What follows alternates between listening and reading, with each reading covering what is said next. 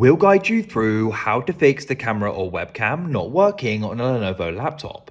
If you find this useful, then consider subscribing and liking the video. This is an annoying problem because you're trying to go and have a meeting maybe, or record something, or use the camera for something else, and it isn't working. So we're going to guide you through how you can go about fixing this. Make sure it's this full guide and don't skip anything. Otherwise, you may go and miss the method that goes and solves it for you. Without any other further ado, let's get started. First of all, go and look at the top here. You want to make sure that the webcam is not covered. You can actually see here there's a slider.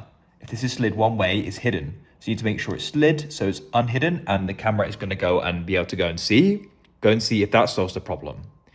The next fix you can try doing is come down and go and press the Windows Start button. Click there. Then you want to go and find the option for settings.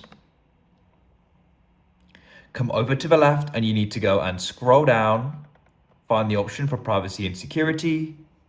Scroll down here to app permissions and find camera. Make sure camera access is switched on first of all. Make sure let apps access your camera is switched on, and you can go down and switch it on for the apps here as well. Otherwise they can't go and access your camera, really key. If it still isn't working, the next thing you want to try doing is coming down to search. Tap there and type in device manager. Wait for this to open up, find cameras and press the arrow to the left to expand it and find your integrated camera. Right click on it and you can press update driver, press browse my computer for drivers and press let me pick from a list. Go and select integrated camera and press next. You should then go and install and you can press close. Go and see if that solves it.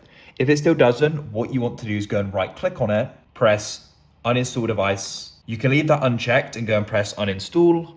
And then what we can do is go and press the Windows Start button, press the power button in the bottom right, and we can then do a restart.